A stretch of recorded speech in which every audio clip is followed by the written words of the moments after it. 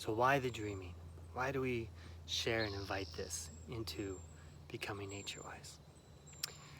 The reason why is because when you can acknowledge you're entering from one space into another, it helps to become a tool to arrive in full presence with what you are about to experience, what you are entering into, right? You can see how most humans move about their day very unconscious. Like we talked about the 3 states of sleeping, right? Deep sleep, exterior, and interior, right? So most humans, they're moving through all these different spaces and different landscapes completely oblivious to how it is influencing them mentally, emotionally, energetically.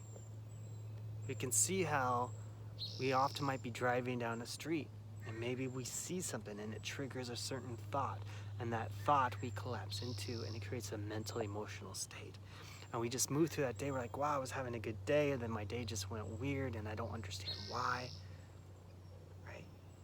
The same thing as when we're moving through crowds of people or in gatherings or what have you, which is not happening too much during the quarantine, but you understand the significance. We are constantly influenced by our environment, and yet we rarely acknowledge what is influencing, what we are allowing to influence us. And so when we apply this aspect of entering the dreaming of space, we are acknowledging the shift of one energetic state into another. And then we become engaged with what and how we allow that space and its entities and energies influence us.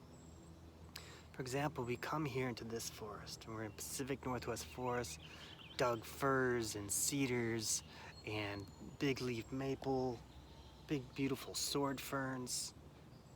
You can hear the towhees, you can hear the Pacific wrens, there's crow, and it's likely there's probably deer in here as well, and maybe some elk and bear. Now, if you've ever seen an elk or a bear, right, you can see like, wow, that's an elk, and they have a very specific energy about being elk.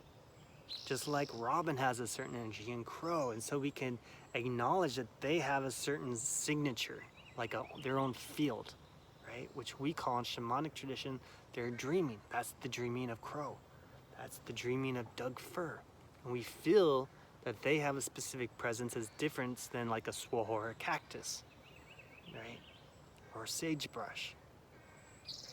And so when we come out here and we acknowledge the shifting from one space to another, I'm entering the dreaming of this forest. We're entering the dreaming of these relatives, of these animals and plants. We start to become available to who's going to be here. The conversations, the stories of place, the plants will begin to speak and reveal themselves to you. Now, this is the shamanic way. And so this is why we're speaking of the dreaming.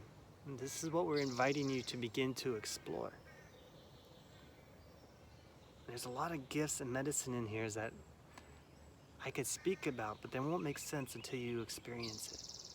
So in the meantime, I invite you just to explore with the sense of entering the dreaming and allow it to be a part of ritualizing the entering and leaving of not just the forest, but even the different spaces you move through during the day. Come awake, wow, wakefulness.